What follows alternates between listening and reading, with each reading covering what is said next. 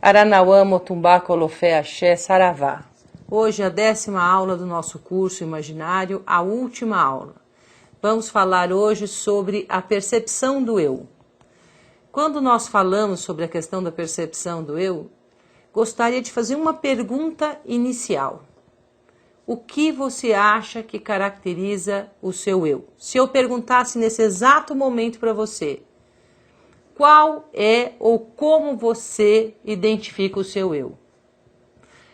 Provavelmente você está procurando respostas para o que eu estou lhe perguntando.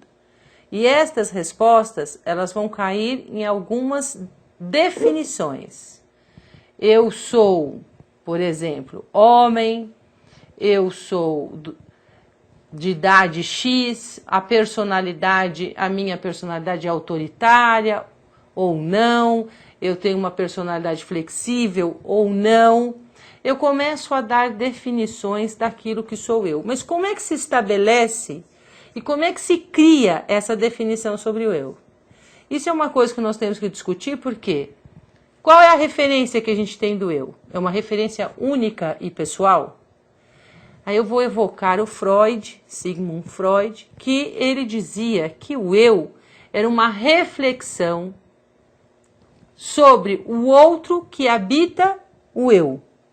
O que o Freud queria dizer com isso? Como uma reflexão sobre o outro que habita o eu. O Freud estava colocando que quando nós refletimos sobre essa relação do eu, nós temos duas formas de reflexão, uma interna, uma subjetiva e uma objetiva. E essa objetiva e subjetiva, elas acontecem na interação dessas duas situações. Tanto daquilo que eu sou, quanto daquilo que está fora da minha pessoa. A interação desses dois mundos vai constituir esse valor que eu tenho do eu. Mas, normalmente, nós fazemos uma reflexão muito superficial sobre essa relação. Né? O eu aqui, até eu estou usando uma outra autora, que é a Moreira, que ela fala que o eu não é uma realidade originária. Ela é constituída num processo de encontro com dimensões de alteridade, ou seja, de encontros com o outro. Como é que eu sei quem sou eu ou deixo de ser? Quando eu observo o outro. Quando eu começo a olhar o que o outro é, aí eu começo a identificar aquilo que eu sou. Eu não sou magra, por exemplo, no meu caso. Eu não sou baixa. Eu não sou escandinava, de pele alvíssima. Então eu começo a ter relações que são estabelecidas com o outro. E é lógico que esse outro interfere naquilo que eu acredito sobre mim. Um exemplo, nós tivemos aí uma moda do cabelo liso. Então todas as mulheres procuravam deixar o seu cabelo lisíssimo, custe o que custasse.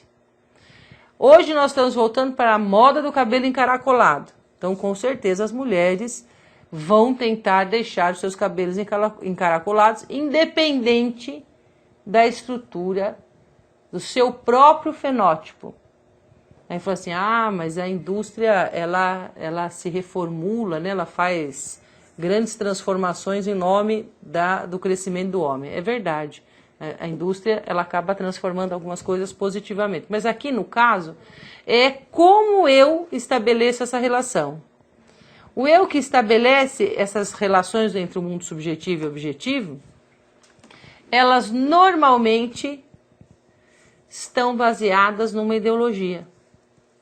Então, qual é a ideologia da mulher da Renascença, por exemplo? A mulher da Renascença precisava ser gordinha, rechonchuda, ela não podia ser magra. Ao contrário daquilo que é ideológico de beleza feminina hoje, que é ser macérrima, muito magra. Quanto mais magra, melhor. Então, nós temos aqui contextos ideológicos. Porque qual era a mulher mais bonita? A gordinha da Renascença ou a magérrima do século XXI? E por que eu não posso ter o meu próprio fenótipo e ser feliz? Porque existe uma imposição social. E essa imposição social, ela acaba determinando minha conduta. O meu eu acaba ganhando roupas de moda, cabelos de moda, comidas de moda, carros de moda. Eu acabo ficando muito envolvido pelas coisas que estão à minha volta. O que acontece se eu começo, por exemplo, vamos supor aqui que eu vá mergulhar. Só que num primeiro momento eu quero mergulhar na superfície. Então eu coloco um escafandro e um biquíni, um maiô, como queira. E um pé de pato. Isso é suficiente porque eu vou olhar sob a água por meio do meu snorkel, do meu óculos e respirar pelo snorkel. Se eu resolver descer a 2, 3 metros de profundidade, já não será suficiente. Eu terei que colocar, não poderei mais respirar pelo meu snorkel, vou morrer afogado. Se eu resolver descer a 15 metros, eu já teria que colocar uma roupa mais pesada, porque cai a temperatura, o pé de pato, um cilindro com oxigênio. Se eu estou na superfície de biquíni, eu enxergo meu corpo. Se eu estou a 15 metros, já cai a luminosidade, já não tenho uma visão tão clara do meu corpo. Agora imagine eu ir para as profundezas e precisar colocar um escafandro. Vestir o meu escafandro. Não tenho mobilidade, porque ele é muito pesado. Não consigo me ver, porque ele cobre o meu corpo. Então, o que é mais fácil olhar? Para o meu corpo ou para o que está fora do meu corpo? Com certeza é para o que está fora do meu corpo. Então, quando nós falamos em eu uso hoje no homem contemporâneo a máxima referência do que está fora para dentro e não de dentro para fora. A nossa sociedade contemporânea, ela fez com que nós fôssemos agregando sobre nós, principalmente a sociedade capitalista, uma série de valores massificantes, porque eles massificam o indivíduo e você precisa se enquadrar dentro daquele padrão estabelecido. Se você não se enquadra naquele padrão estabelecido, você não consegue fluir na sociedade contemporânea. O diferente não é bem visto na sociedade contemporânea. Isso que eu estava falando do cabelo, não existiam mais mulheres de cabelo crespo, só mulheres de cabelo liso. Isso é uma coisa massificante da sociedade. Ela desvia aquilo que é natural do homem para algo antinatural. Agora, se esse eu, ele está sob a ótica da ideologia, né? E nós acreditamos que há uma média que estabelece essa ideologia, né? Uma referência média acaba estabelecendo essa ideologia, nós acabamos alimentando essa ideologia, enfatizando essas questões sociais. Outro dia eu estava com uma pessoa que é um pouquinho acima do peso, mais do que eu inclusive, e ela disse que não conseguia emprego devido à obesidade. Eu falei para ela, mas isso é impossível. Ela falou, não, se nenhuma entrevista estiver eu e mais uma magra, com certeza eles ficam com a magra, porque isso já aconteceu várias vezes. E é uma pessoa muito capaz, muito inteligente, inclusive. E ela reclamava que não havia espaço para ela no campo de trabalho. Por quê? Porque a nossa sociedade, ela privilegia essa estética em que a pessoa precisa ser slim, magra, esguia, né? Agora, se eu tenho isso, esse eu determinado ideologicamente na sociedade, eu também tenho um eu determinado dentro do processo religioso. Qual é esse eu do processo religioso? Primeiro, massificar esse eu, criar uma média, como tem na sociedade. Quem é o ser religioso ideal? Qual é o comportamento ideal desse ser religioso? Qual é o tipo de vestimenta que esse ser religioso tem que estar travestido? Qual é a forma com que ele tem que cultuar o sagrado? E isso acontece também. Existe uma questão ideológica também dentro desse processo, dessa formação do eu ou da identidade religiosa. É lógico que a identidade religiosa do Ocidente, ela obedece aos processos judaico-cristãos. Esse é o ideal. O ideal é que você tenha uma conduta específica, que você tenha um comportamento específico e que você acredite em um único Deus. Se você não faz isso, é difícil você ser aceito na sociedade ocidental onde nós estamos. Agora, quando nós estamos falando de eu, o eu das religiões afro-brasileiras ou das pessoas que estão inseridas nas religiões afro-brasileiras, ele é muito poroso, ou deveria ser. E essa porosidade cria comunicação com as outras pessoas. Cria comunicação com outras escolas, não só das religiões afro-brasileiras, mas outras escolas, por exemplo, escolas judaico-cristãs, escolas voltadas ao campo mais indígena, africano. Agora, se eu tenho essa porosidade, eu acabo fazendo trocas. E essas trocas, elas não são vistas como negativas, porque não tem o engessamento do eu.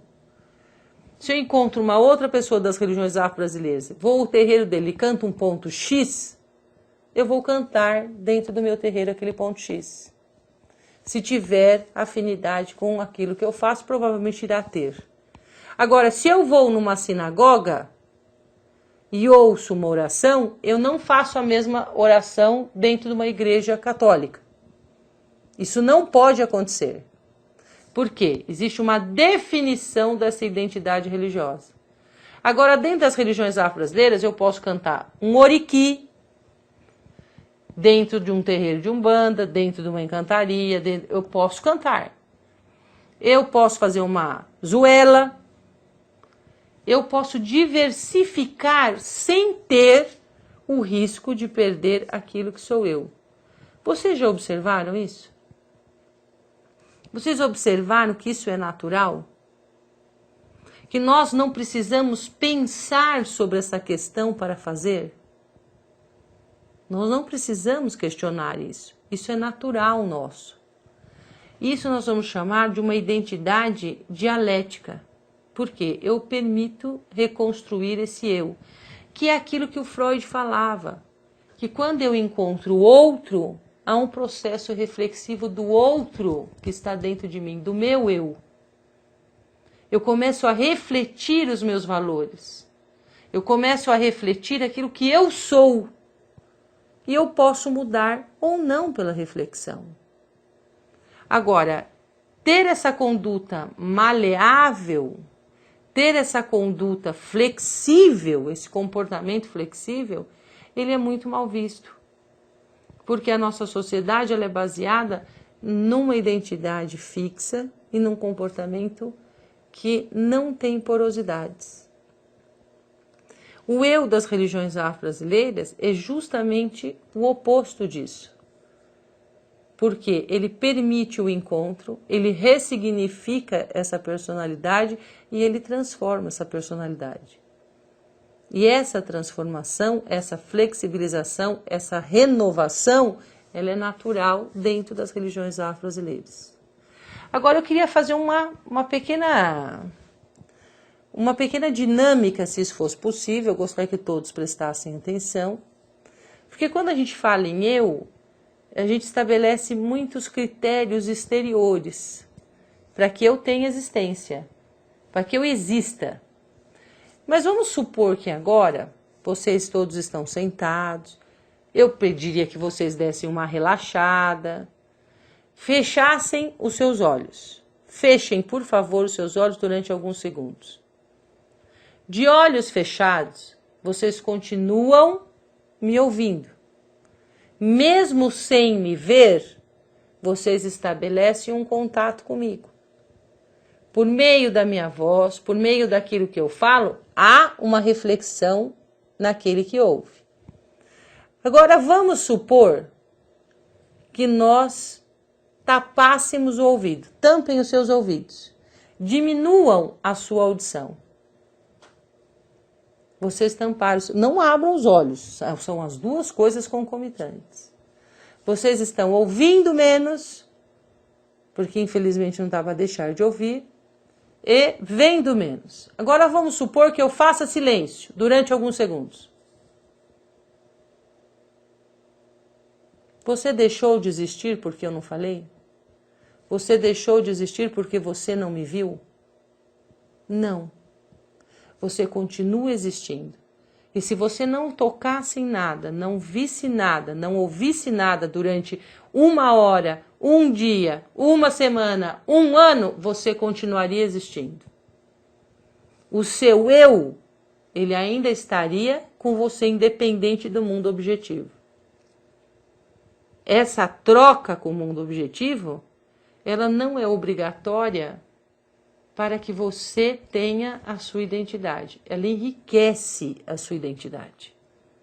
Ela permite que a sua identidade ou o seu eu, ele se renove. Agora, imagine que socialmente eu tenho esse processo de isolamento. Eu não me permito ver ninguém, eu não me permito ouvir ninguém e eu fico segregado de pessoas que pensam diferente de mim. Você vai continuar existindo, mas, em compensação, a sua existência vai ser empobrecida. Por quê? Porque você não vai ter esse contato da troca e da reflexão. Porque a troca sempre traz um processo reflexivo. Agora vamos recapitular as nossas 10 aulas. Nós estivemos presentes aqui 10 vezes. Nessas 10 aulas, nesses 10 encontros, você refletiu sobre o que foi discutido? Você pensou sobre o seu comportamento dentro das religiões afro-brasileiras? Se refletiu, se pensou sobre isso, alguma coisa deve ter mudado. Isso é o que o Freud falava. Eu estou trocando com vocês, você não é obrigado a concordar. Mas você vai refletir sobre o que eu estou falando, até mesmo para poder discordar. E é aí que entra uma questão muito séria. Porque nós, das religiões afro-brasileiras, somos permeáveis, mas somos submissos. Eu aceito a imposição do outro, mas eu não me imponho como um agente social. Eu não me imponho como um ser espiritual atuante. Eu permito que o outro me subjugue socialmente, me subjugue espiritualmente, e eu aceito essa condição. É como se aí eu vou inverter. É como se eu não olhasse mais, como se eu não ouvisse, como se eu não tivesse movimento algum. Eu deixo de existir para a sociedade onde eu atuo. Isso também não é bom. Eu preciso atuar na sociedade onde eu me encontro.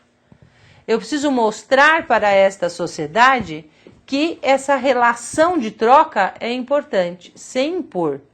Por favor, não vão me tocar a campainha de ninguém domingo às 9 horas da manhã. Deixa as pessoas dormirem. Não é verdade? Deixa dormir, você pode até tocar mais tarde, mas não às 9 da manhã. Principalmente porque as religiões afro-brasileiras a gente gosta de correr à noite solta, né? Aí acordar cedo no dia seguinte é muito difícil depois de rito. Mas voltando. O que acontece conosco? Nós aderimos a essa média que a sociedade impõe. Então, ao invés de eu assumir com uma reflexão, porque a gente não reflete, nós vivemos na superficialidade, inclusive, da nossa própria religião. Nós encontramos mecanismos de fuga e, quando não é de fuga, de sobrepor, de acobertar aquilo que nós fazemos. Um exemplo disso, raros somos nós, aqueles que usamos nossos ilequês por fora das roupas. Normalmente nós colocamos os ilequês e só faltamos fechar a golinha aqui em cima, bem fechadinha, para que ninguém veja esses ilequês. Agora, outras pessoas colocam lá o seu símbolo religioso por fora da roupa e não se sentem envergonhados disso. Isso também é troca. Enriquecer, simbolicamente enriquecer. Porque se eu vejo sempre os mesmos símbolos, eu não permito que as pessoas reflitam. O meu símbolo fará com que haja um incômodo, um abalo. Posso até apanhar, mas esse abalo ele vai ser dado. Quando a pessoa olha o outro, o diferente, ela vai refletir sobre alguma coisa. E isso é inevitável. Então a nossa conduta, eu espero que vocês tenham refletido durante esse período, para que possam também rever a conduta sua no cotidiano. Para que possam repensar se nós, como agentes, porque nós somos agentes sociais dentro das religiões afro-brasileiras, se nós estamos cumprindo o nosso papel.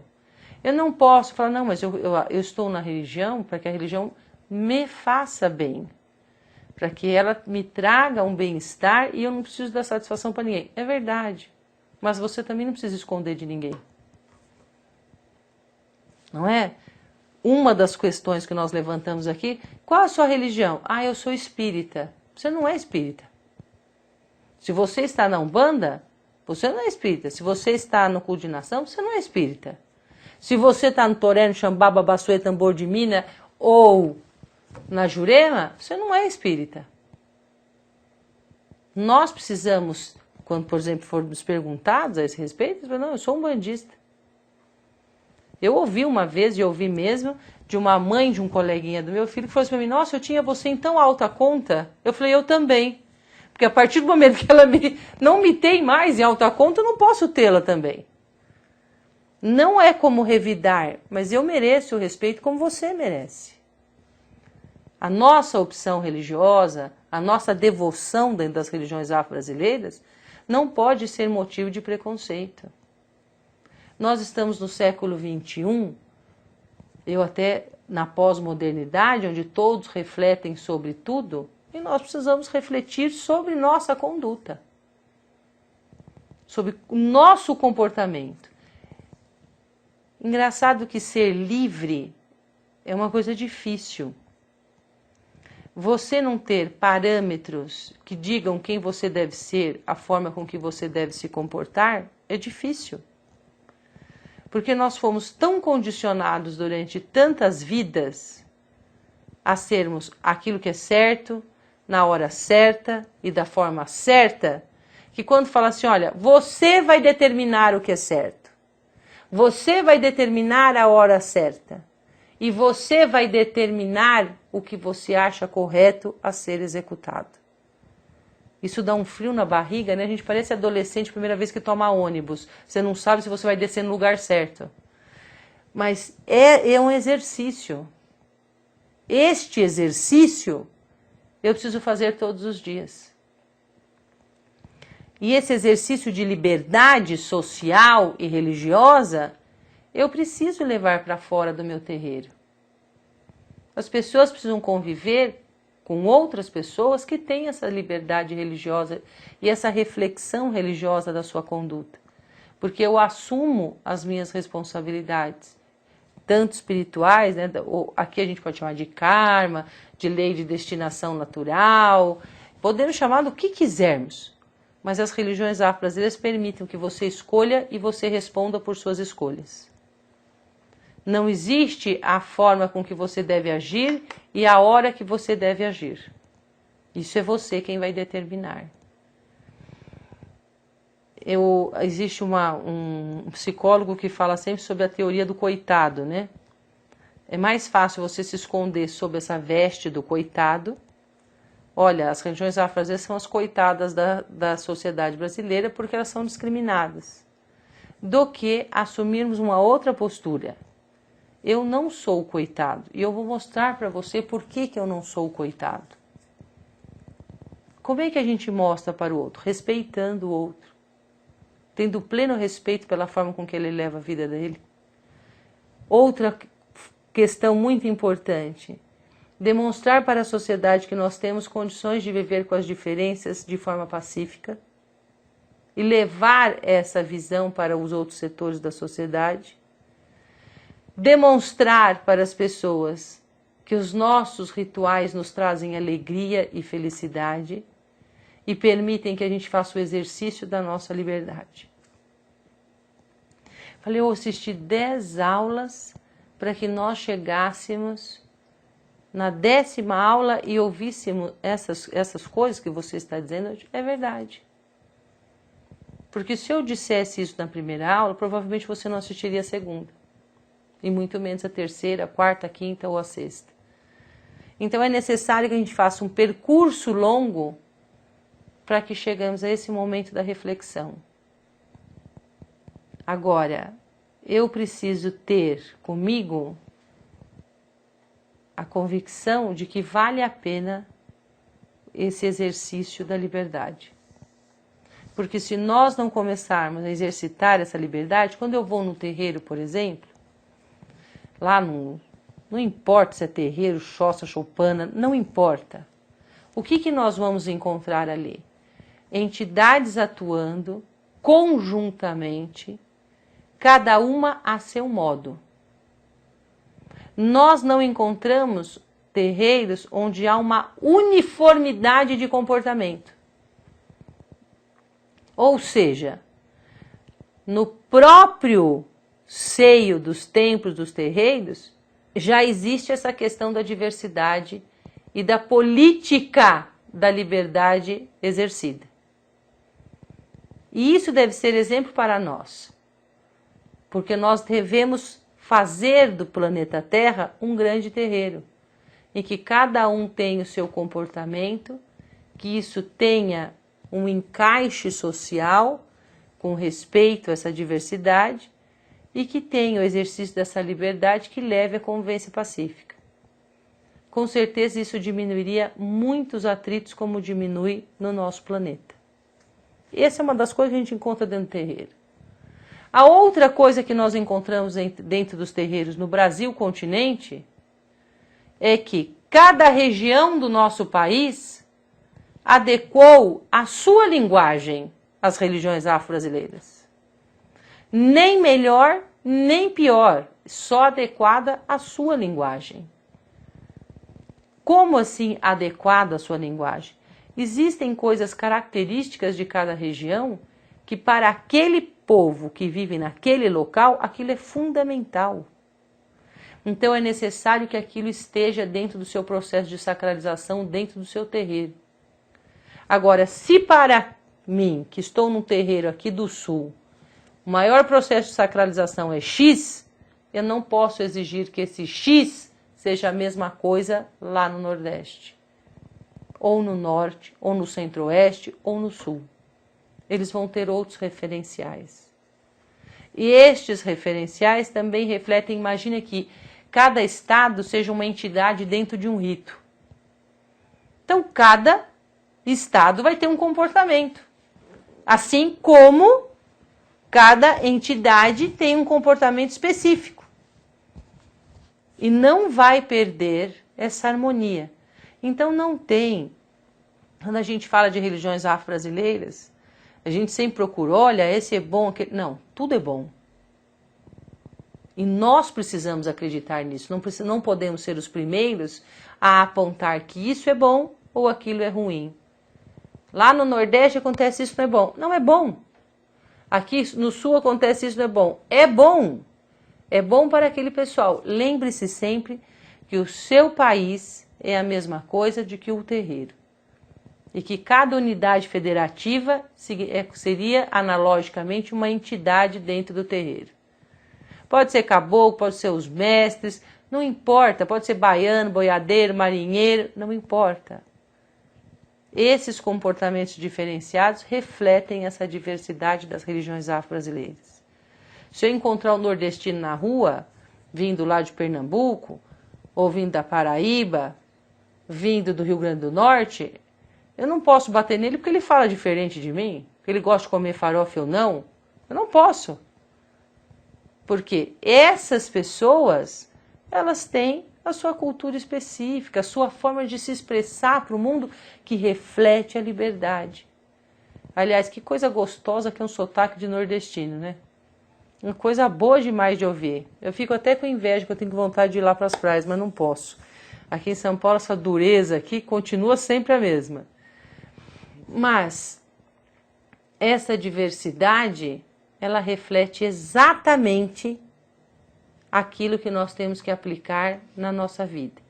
Eu entrando num terreiro do outro é como eu saindo de São Paulo e indo lá para Fortaleza, para o Ceará, né, mais especificamente. Eu vou encontrar toda uma dinâmica específica daquele lugar. Maravilhoso por si só. Mesma coisa que eu sair daqui e ir para o Rio Grande do Sul. É assim quando a gente vai de um terreiro a outro. Nós vamos encontrando coisas maravilhosas e específicas de cada local. Se nós falávamos em preconceito, pasmem, senhores, eu não vou dizer que esse preconceito é só dos outros, mas é das próprias pessoas das religiões afro-brasileiras com elas mesmas.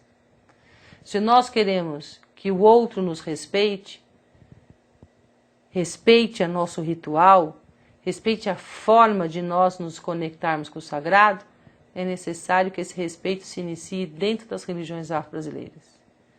Que eu encontre os meus irmãos das religiões afro-brasileiras e que eu saiba respeitar as suas especificidades. Não vamos aderir à visão de massa ideológica que existem de outras religiões. Para eles é bom, mas para nós, o bom, não se esqueçam, são 3 coisas. A liberdade que nós temos, a diversidade que nós temos dentro das religiões afro-brasileiras e a nossa conexão com o sobrenatural de forma direta. Se você for num terreiro aqui, uma choupana ali, uma choça lá, você vai encontrar essa conexão por meio do transe e do mediunismo. Você vai encontrar elementos muito específicos do ritual. E você vai encontrar pessoas praticando aquilo felizes e livres pela prática.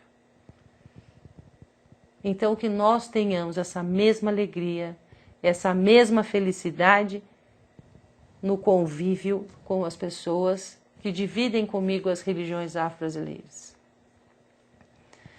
Há coisa mais feliz do que você entrar num terreiro? Eu falo, tem gente que paga uma fortuna para fazer terapia. É ou não é?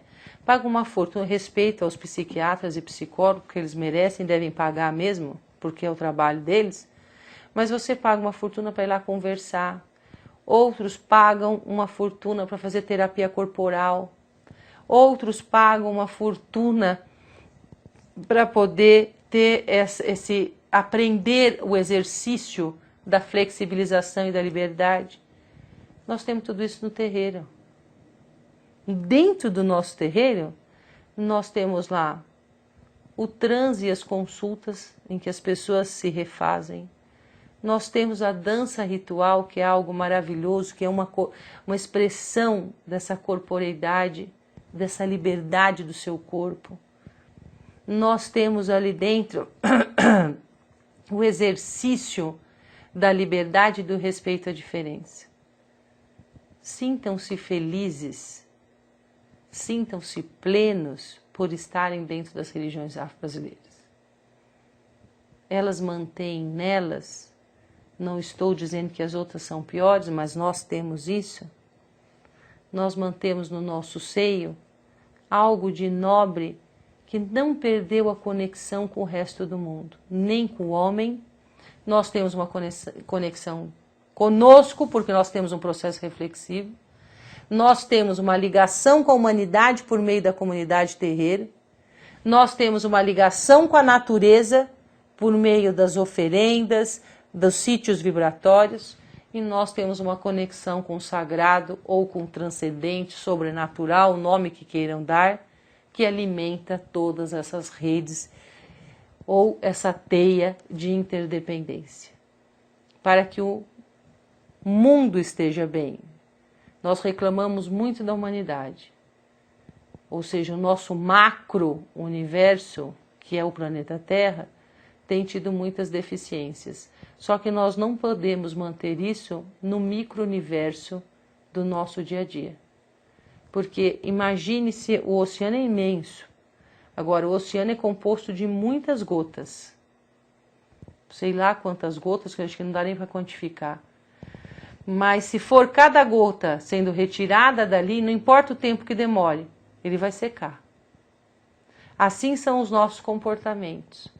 Nós precisamos tirar os nossos comportamentos inflexíveis e substituí-los por comportamentos flexíveis. Eu deixo para vocês hoje uma coisa: reflitam sobre as entidades que estão dentro dos seus terreiros. Observem seus comportamentos. Então, desejo a vocês uma reflexão, desejo a vocês muita felicidade e que possam, a partir do nosso encontro, ser mais felizes como adeptos das religiões afro-brasileiras. Até o próximo curso, se nós tivermos a felicidade. E para vocês, Maná, Axé, Saravá, Motumbá, Mocuyu, Saravá.